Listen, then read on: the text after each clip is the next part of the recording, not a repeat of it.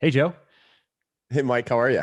Pretty good, pretty good. Just busy getting ready to move, and it's it, it's hard for me to. I think I've gotten down to what it is with sleep. If I get too busy, if I'm like going from 6 a.m. to 9 or 9:30 p.m. with maybe little breaks like bathroom and eat some food here and there, I don't feel like there are no symptoms of anxiety, but I feel like I have a hard time settling down and relaxing, and it screws up my sleep. And then I have a hard time staying asleep. I can fall asleep, but I'll wake up every 2 hours. And is it time to get up? Oh, no, no. Okay, go back to sleep. Oh, nope, go back to sleep. So now I'm running into that as I am again busy with getting ready to move, and from Virginia to Florida for people listening. And then also I'm pushing because I'm doing a round of updates to Bigger, Leaner, Stronger and Thinner, Leaner, Stronger.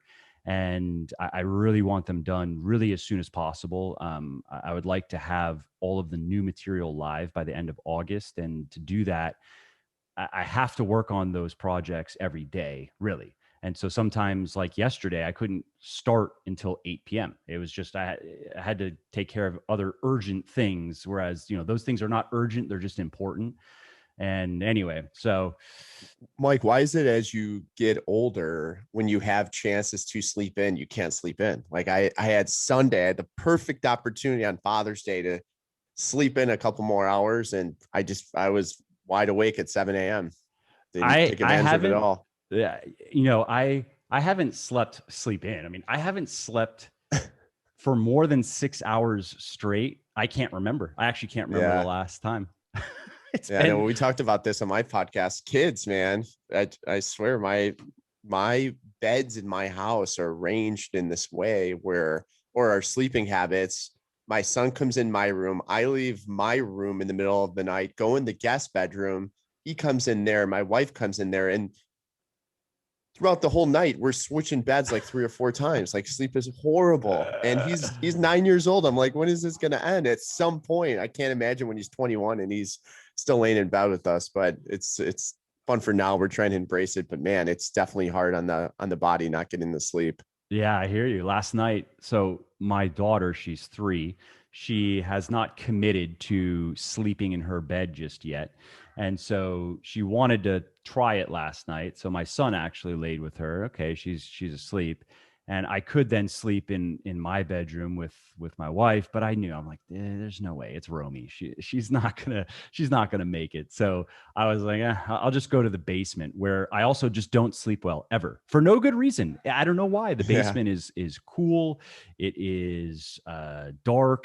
You would think it would be a great place to sleep. I do not sleep well there, never once. So I'm like, well, here we go. Whatever though. I know what's going to happen if I sleep in the bed with my wife. Like Romy's going to come, or she's going to have to go. It's going to be, and that's exactly what happened. Romy, unfortunately, there was a thunderstorm last night, so that didn't help. But there Yeah. was zero I can't percent chance it was going to work. Zero.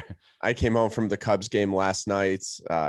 Went out with some people from my company and came home, saw my son in my bed, didn't even attempt it. Just Yeah, went straight to the guest yeah, room. I'm like, I know what's gonna you know your happen. It's not place. worth it. Yeah. Well, anyway, let's talk about you. Let's talk about your fitness story, and also the context of your story is interesting, and a bit different than a lot of the success story interviews that I've done. And so, why don't we start with a little kind of before and after snapshot of where you were at with your health and your fitness before you found me and my work. And that's not to take credit for it, but just to give people some context. And then where you're at now, and then let's rewind to where you were at, what was going on, what you had tried, what problems were you trying to overcome. Yeah, sure. So I was an athlete through most of my life through high school. And then after high school, I quickly found out I was going to be a father when I was 19 years old. So not Oh wow. far after high school. And at that point, I needed a job. So I got a job at the Ford Chicago assembly plant building the 1998 Ford Taurus on the assembly line. So I was I was in the trim department. My job was to put on seat belts and door rubbers and do all of these things. And um, as I was working there, being an athlete became less and less important because now it was entrenched with having a job. And at the same time, I was trying to put myself through school. And over the years, I gained weight. I became out of shape, and my body was probably like, "What are you doing? I'm used to you burning a ton of calories." And like many folks, as you get older, it gets tougher, especially if you're not active, you're not eating right, you're going to the bars, drinking beer after work. There's always a reason to do something after a hard day of labor. Especially So if you were an athlete, because you were used to eating a certain amount of food. exactly, I mean, even yeah. just the volume, your body was used to getting a certain amount of volume of food every day. And I've worked with and just heard from many people over the years who experienced exactly that, where they probably were eating 3,000, if these are guys, 3,000, 3,500, 4,000 calories per day on average. And they were so active, they It didn't didn't know about matter. energy Yeah. balance. They just knew that they were always fit eating that amount of food. And so then when their activity level plunged, food intake did not go with it. And I it was was a steady so weight gain. skinny as a kid that I was taking weight gainer like crazy. I mean, I Mm. could not gain weight. I was almost embarrassingly skinny. I would double up on t-shirts, and I played basketball, and I was just I didn't have really much strength. And then in college, I started gaining muscle. But then again, because I went very quickly from high school to college to being a father, I only spent like a semester at college, and then I went really this unorthodox path in life. But during that time, again, it was just fitness was not a priority. My priority was trying to get stability to provide for my child, who was a baby at the time. So that kind of led me into this unorthodox path of working on the assembly line, finishing school, and then I have been in the automotive space most of my life. So I actually left. I did some other stuff at Ford Motor Company after 10 years, left to become a car dealer. That was even worse in terms of like having time for fitness and time for myself. But then it got even worse on top of that in 2011 when I started a digital marketing company, and really was just focused on my business. And I'm sure we'll dive into some of that. And then I created a software company on top of that, and everything became about keeping the business afloat, running a business, employees, trying to spend any free time I had with my family, which was very little at the time. So my health just took a complete backseat to everything. And over the years, I had a few different ailments. Actually, in my early 20s, I had what was called WPW syndrome, and it was an accessory pathway in my heart. And when I was playing softball in my early 20s, I almost fainted and just would constantly become really dizzy. So I ended up having surgery for that. They call it an ablation, where you're actually awake for this, Mike, and you're laying on a bed, and there's electrophysiologists, and they have catheters down your neck and in your groin, trying to find this extra pathway in your heart that's making your heart race, essentially. And it was one of the scariest moments of my life. And my heartbeat was being controlled by a computer. I mean, and I'm like 20 years old. I just at the time had my daughter, and at that time, I assume you had to be awake. Like you didn't have a you had to be choice. awake. Yeah. Exactly. Yeah. So I'm watching this all go down, and they're controlling my heartbeat through machines. And it was just absolutely insane. And you'd think that would wake you up to say, like, you have to be healthy. Now, that really wasn't because of anything to do with being unhealthy. It just happened to be so that I had this genetic issue where I had this heart condition. So I had that. And then fast forward 10 years later, it seems like every 10 years something happens. I had back surgery when I was 30. So I had herniated discs from working on the assembly line and from playing basketball. When I was younger and I played basketball, I played with some who had people that had become NBA athletes in Mount Carmel High School in Chicago. And I could, one of my talents was being able to jump high. So I was in a dunk contest when I was young and was that athlete, but that took a toll on my body later. So I had back surgery in my 30s. So I had all these ailments at the same time creating this company. And again, health and fitness was not a priority. I gained a ton of weight. I was just feeling sluggish. I drank too much beer. Everything was just going south in terms of health and fitness. And it never became a priority until I sold my companies in 2018, Mike. And when I sold them, I really looked at myself and did an inventory and stock of my life. And I said, what good is all of this if I'm not going to be around for my family and my kids? I neglected them enough over the course of the last 10 years building a business or businesses. And if I die of a heart attack from stress and being obese and being not in shape, then what the hell was the point of it all, man? Like, what was the point? And that's when I started to to really kind of regain a control on my health. And I started with one step and felt like no matter what I did, it really kind of revolved around my diet. But that's I'm sure we'll dive into that next.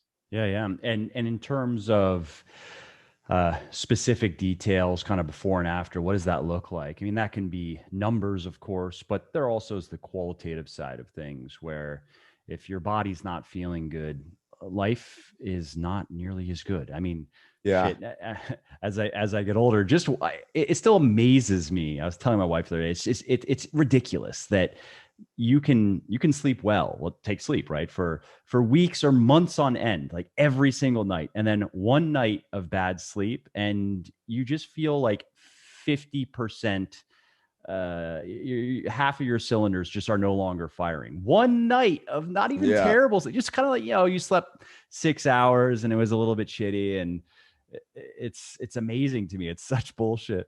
Yeah. It's so true. So before and after, I mean, I got to the point where I was almost 250 pounds and I got down to 195. Nice. And I tried initially in 2018-ish, I tried the keto diet it was at the end of the year and it worked, but I knew it wasn't a sustainable diet. And I gained some of that weight back, not all of it, thank God. Um, and as far as like how I always felt like sluggish and just heavy because I was, but what I realized is that when I hovered anywhere near like 210 pounds or above, I was just really lethargic. I was just felt really gross and kind of heavy. So I knew my place was like that 195 to 205 to 210 max range. And hopefully I'm on a path to get to 190 or so. That's really my goal. And I feel like I'd feel lighter. I'm doing some endurance races and some long distance stuff that I just feel like I need to be a little lighter for that. Your joints, well, your knees will will thank you. Yeah, exactly. So yeah, I mean that's that from a quantitative perspective. That was the kind of weight gain before and after, and of course with that a significant loss of body fat. And the other huge thing is I'm just a kind of a nut in terms of looking at my fitness through Apple Health and through Garmin and just using different fitness trackers. And what I found is my resting heart rate decreased substantially during those years. I mean, it was in the 80s, Wow. maybe 70s, and now I'm like at 50. So it's crazy. And one of the biggest correlations, and I'm sure you've seen this and I've heard you talk about, is alcohol consumption. And you look at when you're drinking alcohol and your resting heart rate during those evenings that you're drinking when you're sleeping is significantly higher, 20-30% higher than it would be normally. And if you think about alcoholism and people that drink every day, just imagine what that's doing to your body constantly, and why people have heart attacks and heart issues is because you're not giving your heart any rest. When it's beating harder to try and get that kind of poison out of your body. So I Yeah, realized then alcohol has a stimulatory effect. I mean, it has a sedative effect initially, and Right. That's obviously what people experience when they're trying to wind down. Okay, now they're asleep, but then the pendulum swings the other way and it has that stimulatory effect. And if it doesn't, I mean, like if I were to drink at night, I probably would wake up every 30 minutes. Like, cause my thing again, if I'm going to have bad sleep, it's almost never time to fall asleep.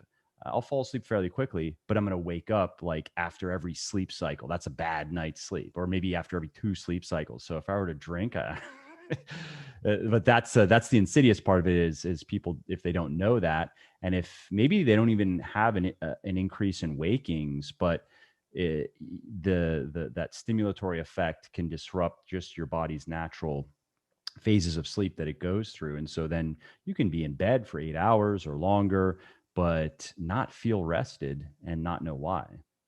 Yeah, no, totally. So that is something I found out as a big contributor, and that was a significant improvement in my before and after. And same with blood pressure. Like all of it kind of correlated, and all of it went together when I started reducing alcohol consumption, started eating better, started working out more. It all kind of fit hand in hand, which is a real big benefit. You don't have to work on weight loss and then work on your cardio health, right? They kind of go hand in hand, which is really nice. Totally. And so it's 2018. You decide you're going to focus on getting fitter, getting healthier. I'm assuming it's around then that you came across me and my stuff. Yeah, yeah, it was right around that time.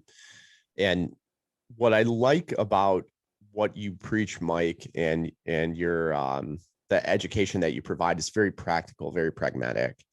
And what I found on the keto diet, and definitely watching my peers do it, when I did it, I was testing my blood like 4 times a day because I'm a freak like that. And I was just making sure I was in ketosis. But many people don't know that they are, they say they're doing the keto diet, but they're not in ketosis, and they're eating things like lean chicken breast that can knock you out of ketosis. And all of a sudden you mix that with bacon and all the other crap, and now you have a bad diet.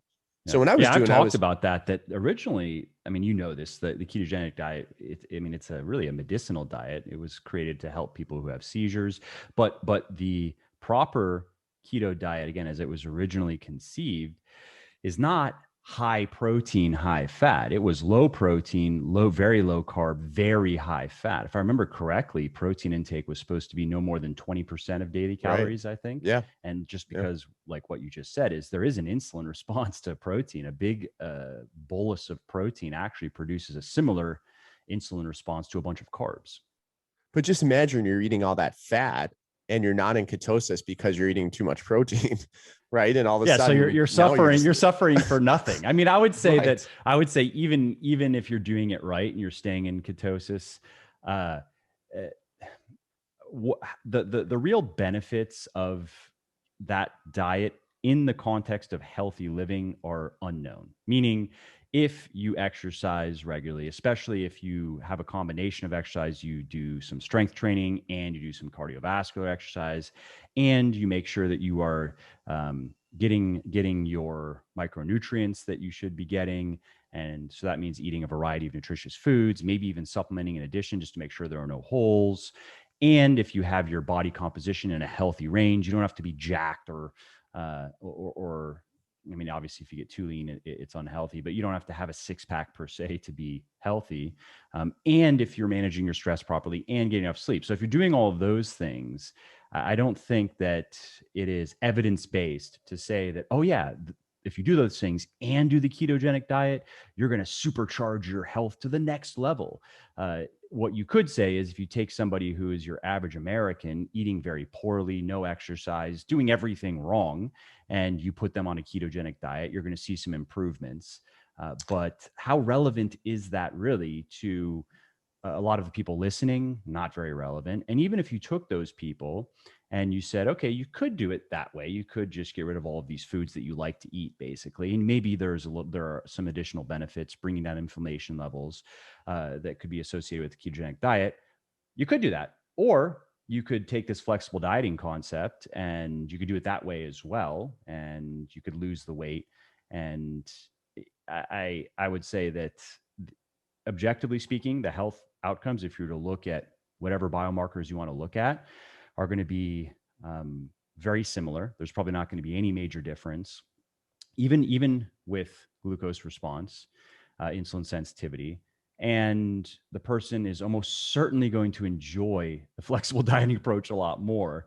And so that alone, I think, is a strong argument for not doing the keto diet. If you're going to suffer through it, it's not worth it.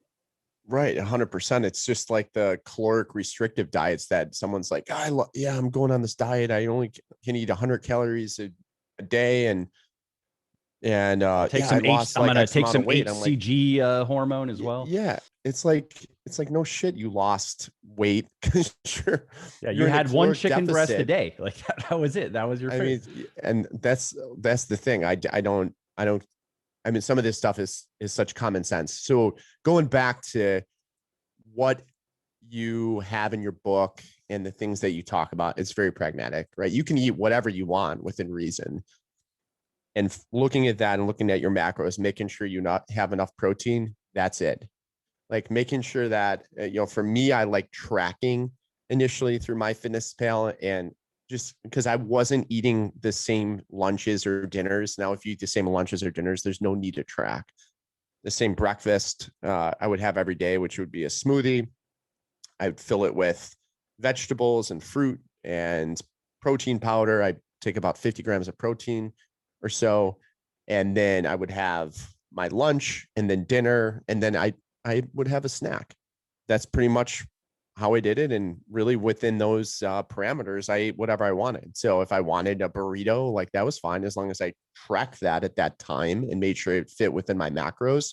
And the thing that I concentrated on, which really helped me get ripped, if you're gonna ripped from my context of being ripped, obviously there's a big scale, but for myself, my before and after was making sure I had enough protein, making sure that I can build the muscle, especially the amount that I was working out, that I wouldn't have a deficit in my protein.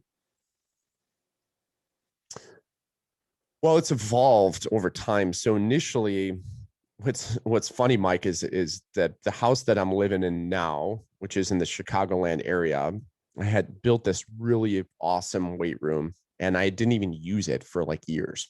And finally, we hired a trainer just to come to the house, and more than anything, the trainer is there just to wake us up and get us up and going. And for my training, I would do strength training primarily, following pretty much exactly what you have in your book. I would do that 5 days a week. And over the years, now I supplemented that training with other things. So I still do that in the morning, and that's at 5:30, and I'll do that 5 times a week. And then during lunch or lunchtime ish, I'll go do a jujitsu class. And that's something I want to bring up to the audience here, is that one really important thing for me to stay in a great mental space when it regards to fitness is to create goals. And my goal for the year was to win a jiu-jitsu tournament. It is to win one. So because of that, now I line up jiu-jitsu classes to really help me practice to achieve my goal. And so no matter what your goal is, or if you're running a 5K race, or if you're doing a Spartan, whatever that is, if you wake up every morning with that intention, that is very helpful versus like, okay, I just got to wake up to work out. If you have those goals, I found them, especially if you can do them with peers or your spouse, whoever, it's just very beneficial. So I'll do that around lunchtime. And then at night, I'm also training. This year happens to be unique that I took on a lot of personal goals, training for a Spartan ultra race. So that's when I do my running. And I'll do that. And then on the weekends, I'll do long runs. And I don't really take much of a break on Saturday and Sunday. I don't do strength training. On Sunday, I don't do jujitsu. I didn't start there, Mike. It has been a journey. I started off just doing my workouts in the beginning of the day for myself. It's really important still to play offense at the beginning of my day. Much like many people listening to this podcast, you're working, you have things flying at you all day long. Typically, what I found is if I don't work out first thing in the morning, then I either don't work out or I don't have an effective workout and my day gets derailed. So that jujitsu workout that I do at noon doesn't happen, and then my run doesn't happen. There's this trickle down effect. So getting the most of the mornings is vital to me. So 5:30 to 6:30 a.m.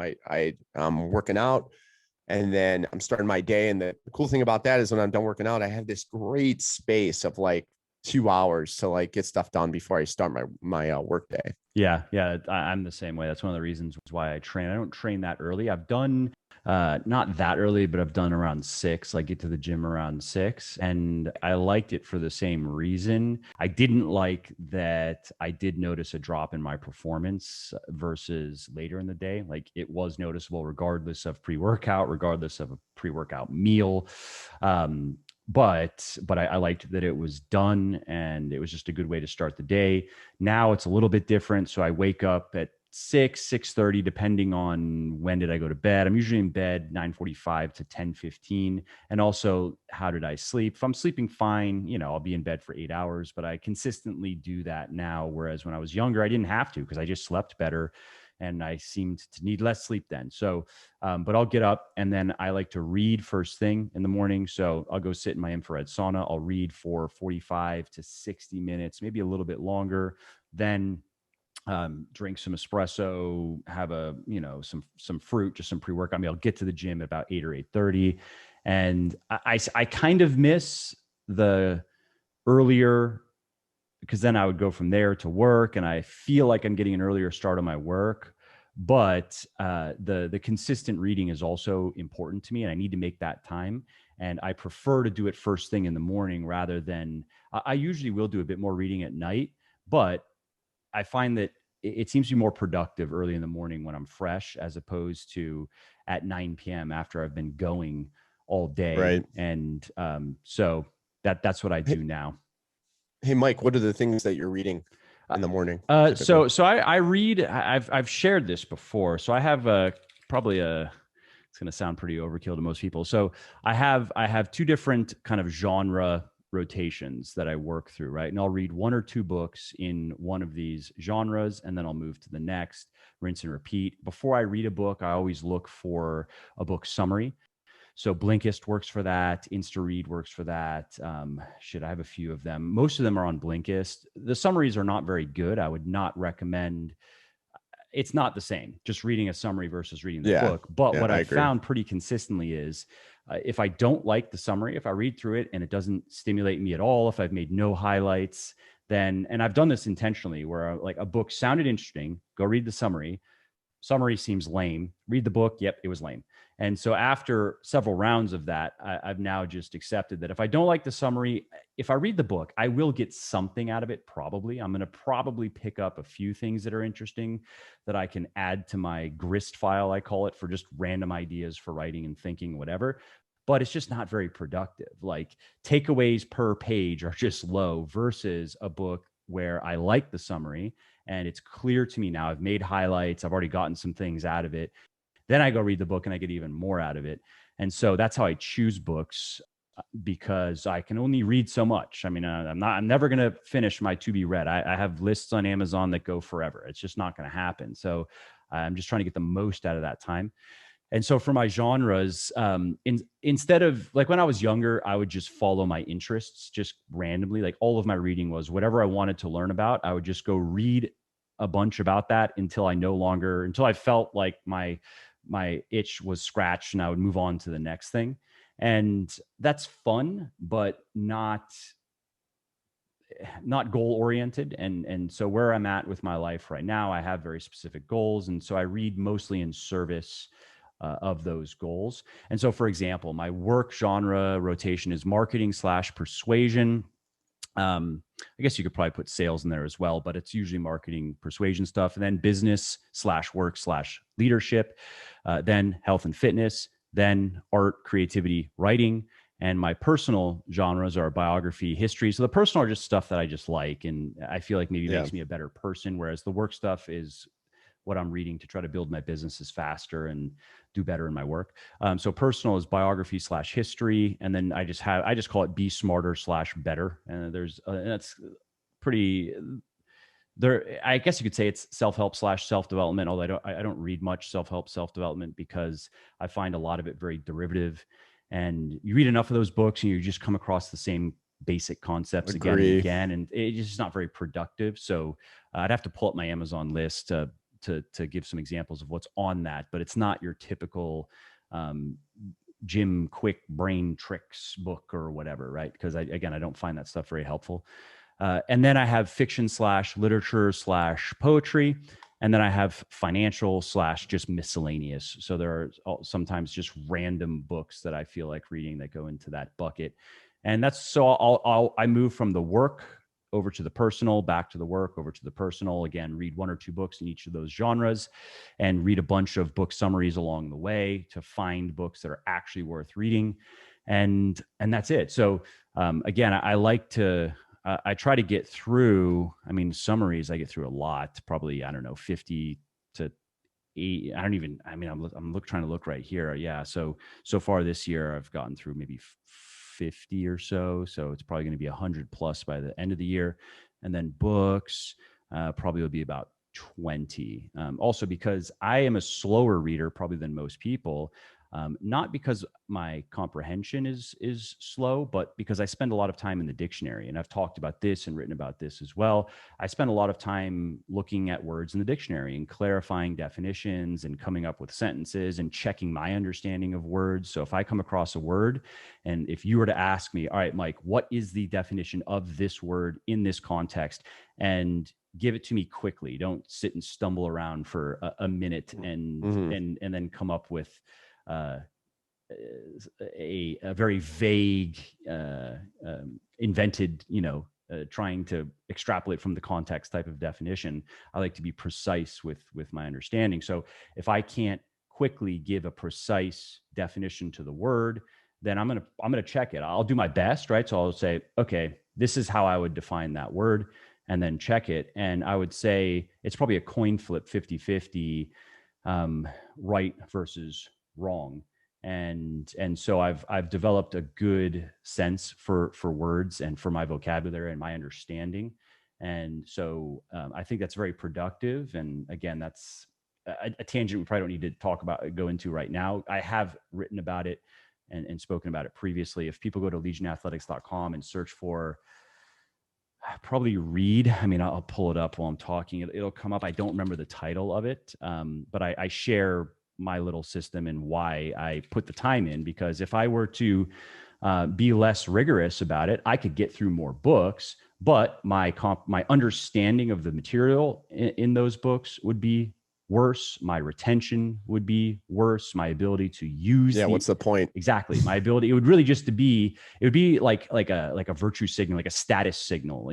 I read 40 books last year. Like, okay, and what can you do with, can you remember anything from any of those books? Can you do has anything changed in your life because of that? If no, to me, that's a complete waste of time. Just as I think if I if a year goes by and I have not made any significant changes in how I think or behave, that's a red flag to me. And I work to, that's one of the reasons I put time, and I'm again very specific about how I read and what I choose to read, because I want to be always improving.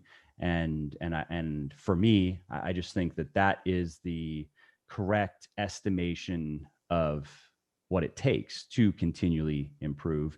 And you have to also be willing to challenge your beliefs and blah blah blah. I mean, again, there's probably a whole nother discussion that could be interesting. But yeah, that's a long kind of rambling answer to your question.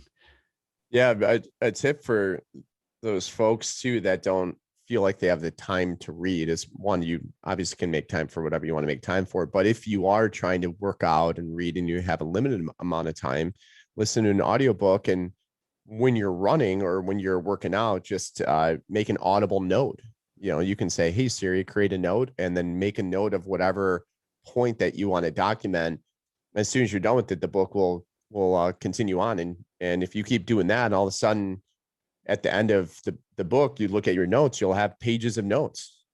So I found that pretty helpful. Yeah, I used to do that as well. I would listen to audiobooks when I drove and when because I wouldn't do that much driving. I'd drive to the office and to the gym, and there were quite a few red lights. It wasn't on a highway, you know what I mean? So I'm really only Yeah. driving for 30 seconds, sit at a red light, drive 30 seconds, sit at a red light.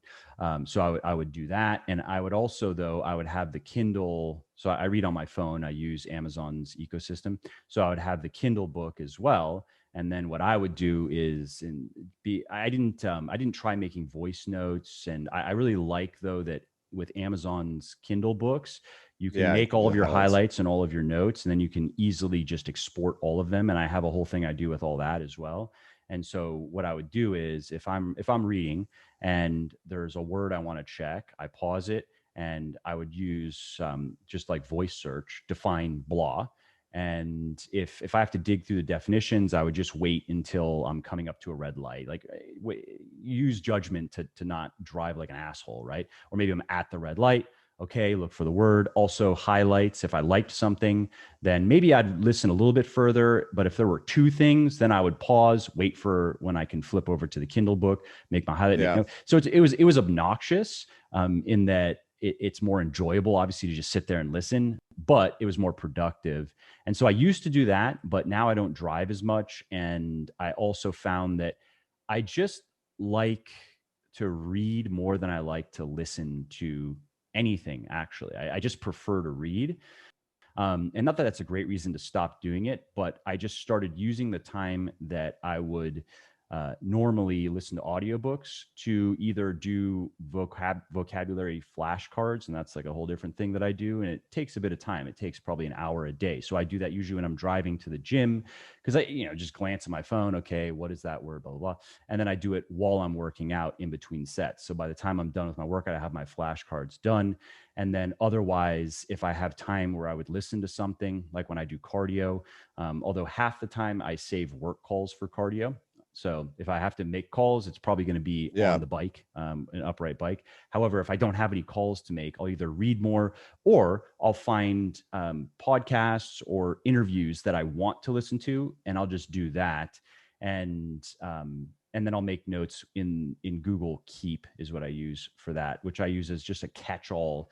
Like I don't want to try to remember anything, period. Like if something Right. occurs to me, oh, we should ask the advertising agency if they've looked into advertising in fitness apps. I'm not going to try to remember that. I'm going to put it in my Google Keep, and then I process that once a day, and then I do a deeper process once a week. Again, like I don't want anything in my mind, even personal Yeah. stuff. Oh, I didn't have coins when I went through that toll. I need to make sure I stay on top of that because I'm moving to Florida and I don't know where that mail, if that's ever going to get to me. I don't want to find out 2 years from now there's like a warrant out for my arrest because I didn't pay Right. 50 cents driving through the fucking toll. So into the Google Keep it goes. There's something to be said though for successful people and multitasking in this way. Normally I wouldn't say multitasking is a great thing, right? You should focus on something. But if you can run, like I ran a half marathon, I was in like 4 business meetings. If you can do those things where you're not thinking Yep. about one of the tasks that you're doing, Yep. I do think it is productive. So one of the things when I was talking about working on the assembly line that I got through school was in between building cars, the 1998 Ford Taurus, I would go and read 15 to 20 seconds of a text of my college textbooks. And I retained so much information. I'm not naturally this brilliant guy, but I graduated magna cum laude. I got 1B in theology. That's my only class I got a B in. The rest were A's because that's how I retained information. I would read a little bit. I would go back and think about what I read, and I would do it over and over again, 72 cars per hour, Mike. And it kept me focused, and I would retain just an incredible amount of info. But it was just like I was a human robot. So I'm like, okay, I'm going to be a human robot. And at the same time, I'm going to process things like a robot. And it worked. So There's again, if research on you're, that. I've read some books yeah, and book summaries on learning, and that's a tip that stuck in my mind. That is that it's crazy. It cramming works. does not work. Yeah, It does not work. no, It is much smarter to take very small. I mean, 15 to 20 seconds at a time is not necessary, obviously. You just made it work because you had to do it that way. But it is much more effective to learn in smaller chunks. And then especially if that gives you time to reflect on what you've learned and to find associations in your mind with other information, which helps information stick. And then you would mention making notes, meaning that you are thinking with this. And sometimes, I don't know about you, sometimes my notes are kind of just random thoughts, like something that's just Right. interesting to Yeah. me. It may not be interesting to anybody else. It's just, yeah, that's kind of, I'll put that down. And then other times it's more practical. It depends on what I'm reading. Like, ooh, this is how we could do that with Legion, or we should try this, or, it just depends what I'm reading. And I guess what mode my mind is in at the time. Yeah. No, it's right on. And at again, I would highly encourage anyone who is in a job where they can find any time to try and do something like that, especially if if you're thinking you're in a conversation with someone and you're reading, like that's not smart, right? So have some common sense, but you can certainly do two things at once, assuming the one thing doesn't require a lot of thought. Yep. Yep. And Like it's chores, walking a dog. yeah, Yeah. 100%. And it's a metaphor for life. It's a metaphor for what we're talking about, because these small incremental steps add up to the outcomes that you want to achieve, right? No different than anything. Like you built Legion, you didn't do it overnight. Certainly people might see that, but you know what a grind it's been. You know what it's the grind it is to write your books, but it's this small incremental periods of you writing, you researching, and then all of a sudden you have published work, you have an amazing company, you have a ton of followers. All of this stuff happens.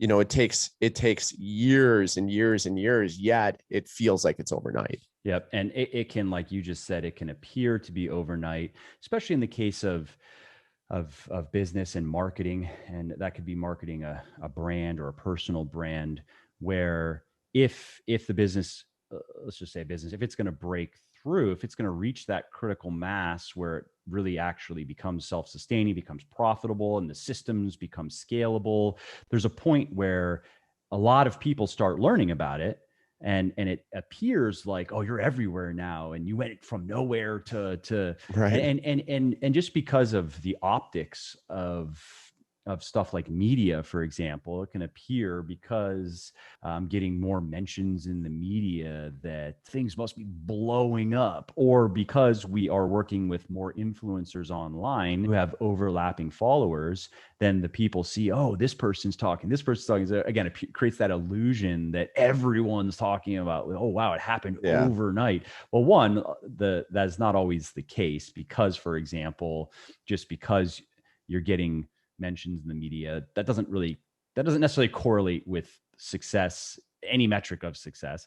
And then that influencer echo chamber phenomenon can be, I mean, obviously not even nefariously, but you're working to create that. I mean, that it's just good marketing, but that also doesn't necessarily mean things are going great.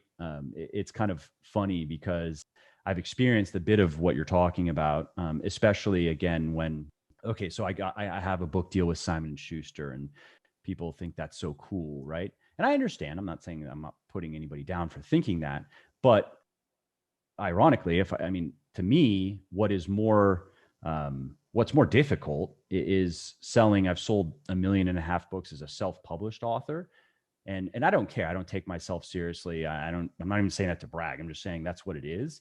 That is much more interesting. If I just objectively look as a marketer and as somebody who likes books and publishing, that's the story I'd want to know more about. The dude who gets a big book deal with a big publisher, man, that happens all the time. I mean, you have celebrities who get big book deals. I'm not a celebrity, but it's just that I know that process. It's you get a good agent, and you just have to have a good platform, and you have to be a good Yeah. salesperson, and you have to good concept. Sure, you have to do things well, but it is much, much harder and rarer to do really well as a self-published author. And so similar with Legion, where people, now that Legion we're doing more in the way of influencer marketing, and we've gotten some bigger name people on board, it's interesting to me just how that has been more impressive to many people than building, let's say, email lists with 600,000 subscribers and high open rates and things that, from a business standpoint, are way more valuable and way harder to do as well. But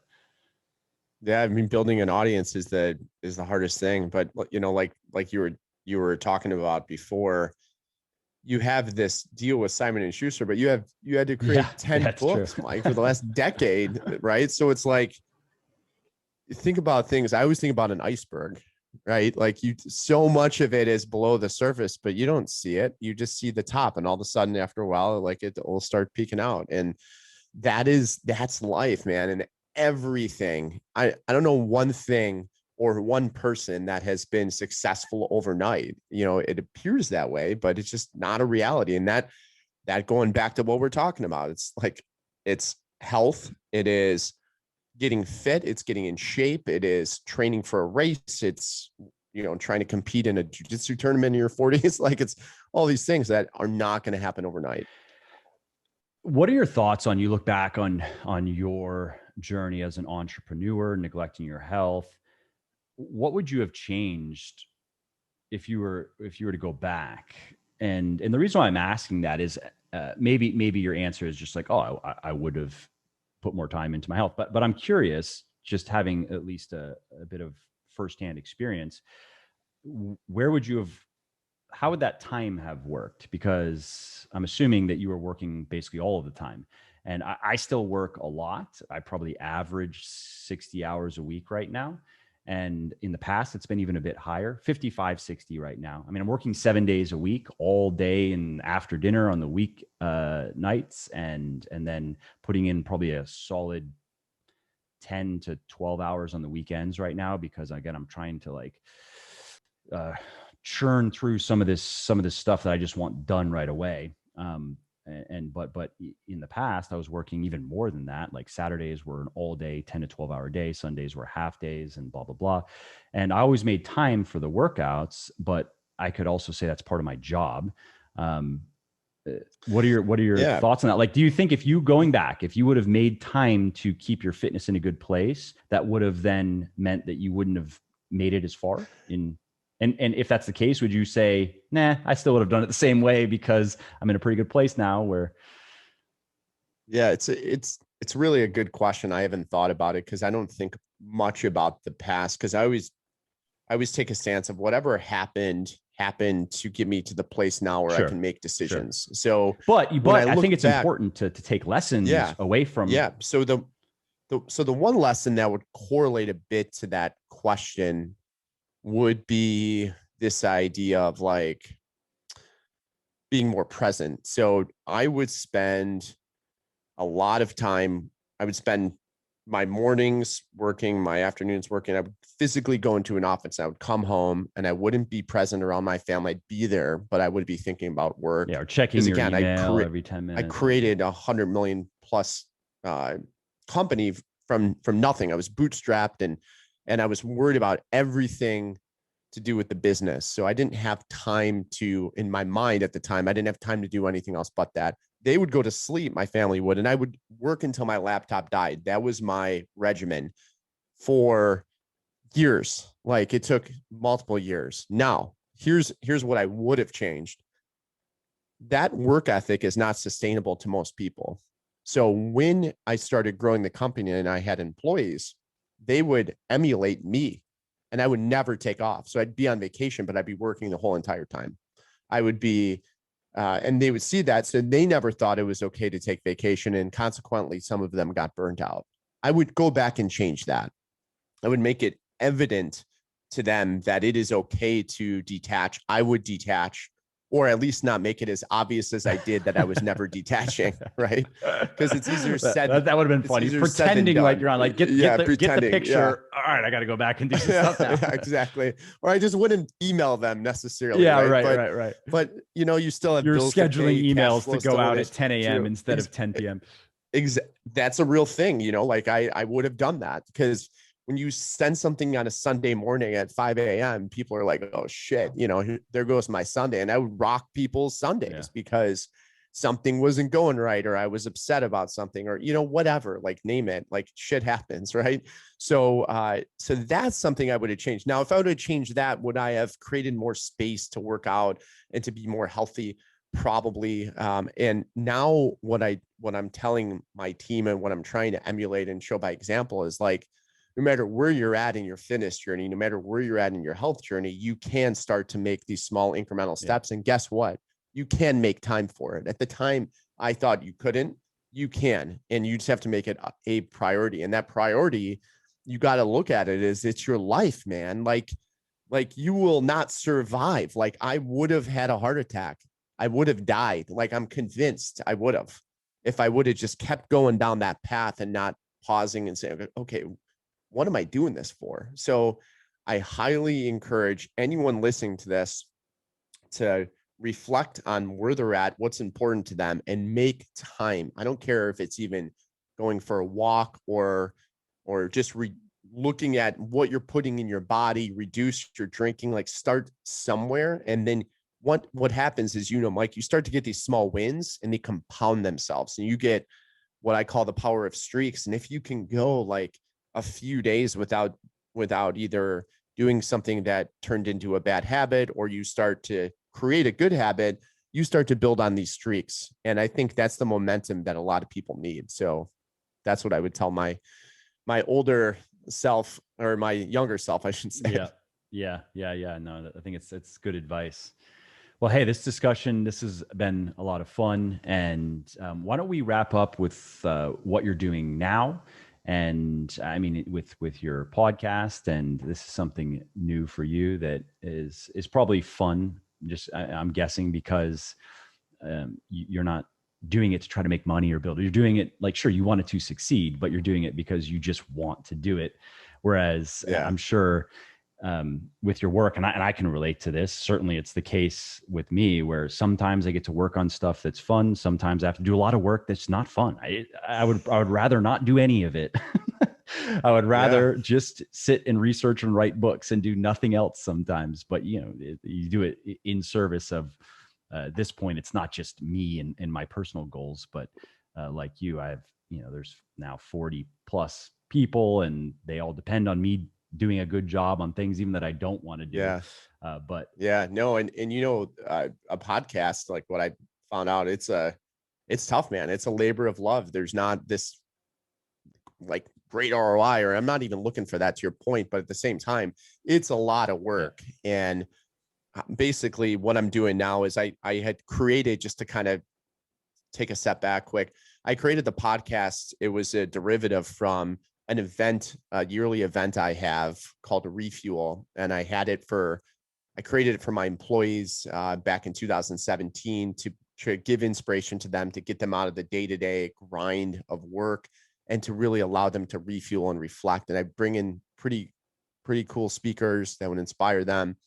And consequently, it started giving them the spark. You can't hear words and just change your life, but it would give them a little spark and it would put them on a different path in their life. And we had 10 to 12 people run the Chicago Marathon the first year after hearing some of these speakers talk, and give them inspiration and hope. So I built up that event. So this last year, I had 10,000 people virtually watching this event live. I had Tony Hawk there, Jesse Itzler, just some amazing, really good people and speakers.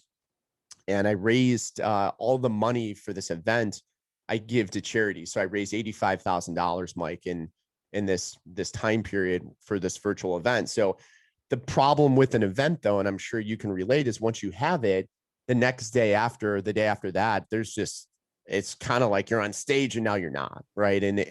I would get this kind of depressed feeling. So I'm like, how do I carry this momentum forward? So I created a podcast called Not Almost There. The title is from when I ran the Chicago Marathon in 2015, mile 13. This guy holds up the sign, Not Almost There. And it just crushed me. Like, I'm like, God, I'm like, he's right. I'm not almost there. And I just got crushed the whole race. And I really figured out at that moment, it was mind over matter. I was doing really well for me up until that point, saw that sign, crushed me. The rest of the race sucked. And that's just a metaphor for life, right? I thought when I was younger that if I sold businesses and I was successful and I was a millionaire, then I would just be happy. And that's not true, man. Like you get to the top of a mountain and you look at it and I'm like, yeah, I have financial stability. I have a great family. I have this stuff, and I just wasn't fulfilled. So my fulfillment comes in helping others achieve their fulfillment. And And Not Almost There, my podcast was created on my 26th episode now. And it's just bringing guys like you on to talk about, here's actionable steps in life that you can take to better yourself. We're having our first event August 21st called Go. I have Rich Roll coming out, Cedric King. I have Jordan Burroughs, who's a wrestler, and it's going to be this weird kind of matchup of inspiration but activities. There's going to be a 5K adventure race, some martial arts training, some yoga, and some live music. It's like all my favorite things in one day. And we're gonna make a day out of it. So I highly encourage people to check it out. You can look on my website, anonymousThere.com/go. I alluded to earlier, I'm training for a Spartan Ultra race in Tahoe at the end of September, and a jiu-jitsu tournament that I'm going to do. I haven't picked the tournament yet. Luckily, there's a lot of them after that, so I don't risk getting hurt before my Spartan tournament. So I'm really focused on that. And the parting advice I would say to someone is, find something you want to do and train for it. Don't look at things as just like working out. Work out to train to do something and accomplish something with someone else and have a shared experience, because that will be so much more gratifying and you will wake up with a different sort of purpose. And a quick little tip to that point is even just having a good workout partner can help with that, especially if you are far along in your fitness journey. I mean, I think of myself, there's basically no muscle and strength left in my genetics. I'm exaggerating, but there's very little left. Muscle, I don't know, maybe I could gain another few pounds, and it would take years, and I would have to do a lot of lean bulking and work very hard in the gym, which I wouldn't mind, but I would mind more that I just would have to be, I like the physique I have right now. Anybody who follows me on Instagram, I'm not super shredded, but I'm pretty lean and I like how I look. I like this look. And so if I were to go from, let's say 9 or 10% body fat to 15 or 16%, which is what it would take really to make progress, simply because I'd have to eat a lot of food to be able to do that.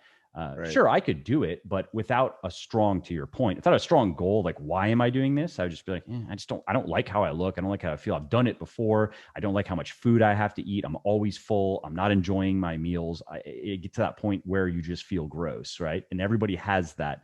There is a threshold, and it's not even about body image per se. And you've experienced this, and I have as well. It's just a feeling like anybody who has done a good long lean bulking period has reached that point probably where you just feel gross.